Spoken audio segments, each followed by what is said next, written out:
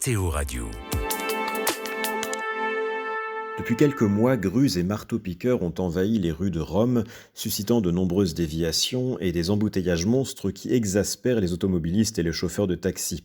Pas de Jeux Olympiques en vue pourtant, contrairement à Paris, mais l'horizon de l'année sainte 2025 se rapproche avec un afflux prévu de 35 millions de pèlerins selon la presse italienne, à condition bien évidemment qu'aucune guerre, pandémie ou autre événement imprévisible ne vienne perturber ce scénario.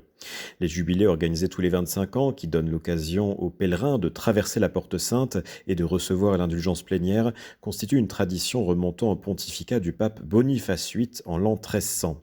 Aujourd'hui encore, les Romains les plus âgés gardent un souvenir ému de l'année sainte 1950, qui fut l'occasion d'accélérer la reconstruction de Rome et d'offrir à l'Italie une forme de réhabilitation sur la scène mondiale après la Seconde Guerre mondiale. Le jubilé de 1975 fut un succès inattendu qui apporta une consolation bienvenue à Paul VI après les tourments de l'après-concile.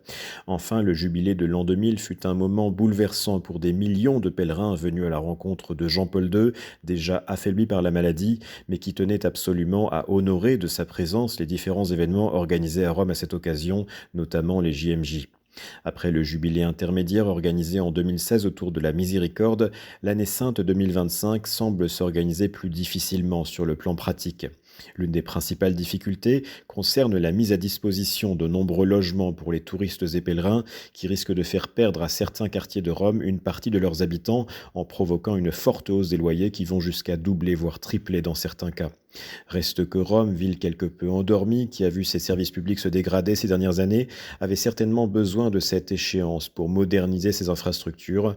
Au-delà des enjeux spirituels, la capitale italienne se mobilise donc activement, conformément à cet adage ironique selon lequel Rome est une ville où rien ne marche mais où tout fonctionne. Vous écoutez KTO Radio.